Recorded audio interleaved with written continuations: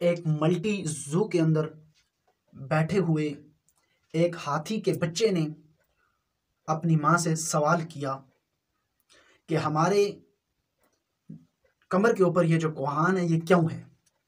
उसकी माँ ने उसको कहा कि ये कोहान इसलिए है क्योंकि हम सिरा के जानवर हैं, सिरा में जगह जगह पानी नहीं होता और हम इसमें पानी स्टोर करते हैं और जब हमें बाद में प्यास लगती है तो हम पानी पी लेते हैं। उसने अपनी माँ से दूसरा सवाल किया। उसने कहा माँ मुझे ये बताओ हमारे ये जो पाँव हैं ये इतने चौड़े क्यों हैं, उनके नाखून इतने बड़े क्यों, ये इतने खुले हुए क्यों हैं।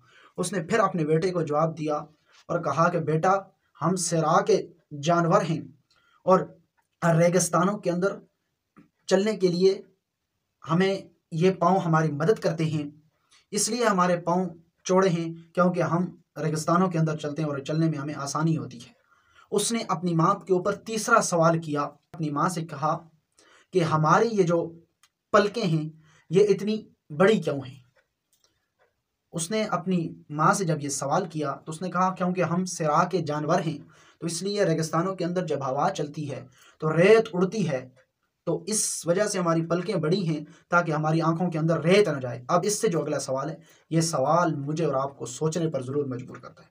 उसने फिर अपनी माँ के ऊपर एक सवाल दागा और कहने लगा कि माँ अगर हमारे कमर के ऊपर कोहान इसलिए है कि हम रेगिस्तान के जानवर हैं, सिरा के जानवर हैं, हमारे पाँव इसलिए बड़े हैं कि हम रेगिस्तानों के अंदर आसानी से चल सकें, हमारी पलकें इसलिए बड़ी हैं ताकि रेगिस्तानों के अंदर जो रेत होगी वो हमारी आंखों में न जाए जब हवा चलेगी। तो फिर मुझे ये बताओ कि हम इस मल्टी जू के अंदर क्या कर रहे हैं।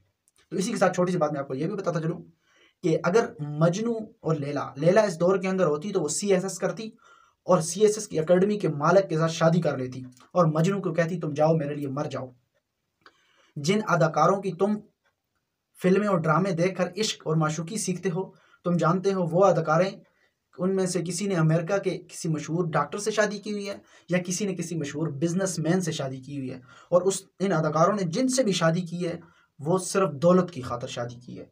तो इसलिए अगर तुम अपने महबूब को कदमों में लाना चाहते हो तो बंगाली बागों की ज़रूरत नहीं, तुम्हें स्किल सीखने की ज़रूरत है, तुम्हें हॉनर सीखने की ज़रूरत है। जब तुम्हारे पास पैसा आएगा तो ये सारी चीज़ें तुम्हारे पास आ जाएंगी। अगर तुम एक राइटर हो, अच्छा तुम समझते हो कि मैं लिख लेता हूँ तो तुम लिखो। अगर तुम अच्छा बोल लेते हो तो तुम वीडियो बनाओ, बोलो।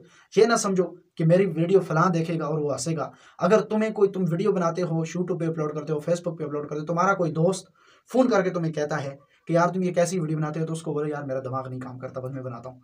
लोगों की कहने की बातों को छोड़ो और ये डिजिटल के लिए काम करो।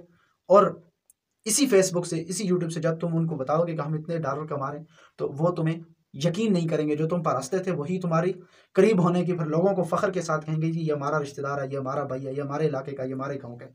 तो इसलिए लोगों की बातों में ना आए और उस ऊँट और उस ऊँटनी और उसके बच्चे ने जो सवाल किए इन सवालों को अपने जहन के अंदर रखें। अगर उन्होंने कहा कि हम रेगिस्तान के जानवर हैं तो फिर उन्हें मल्टी जू के अंदर नहीं होना चाहिए। अगर तुम अच्छा लिख सकते हो तो फिर तुमने अपनी स्किल, अगर तुम समझते हो कि मेरे ये काम कर सकता हूँ, फिर तुम उस काम को क्यों नहीं करते हो। फिर तुम्हें वो काम करना चाहिए जिस चीज़ के लिए तुम्हें पैदा किया गया है।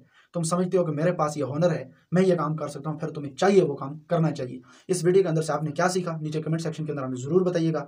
हमारी वीडियो को शेयर कर दीजिएगा, हमारे चैनल आबिद पॉइंट को सब्सक्राइब कर दीजिएगा और फेसबुक पेज अपना कश्मीर को भी फॉलो कर दीजिएगा और साथ में जो ठंडा से लाइक भी फरमा दीजिएगा।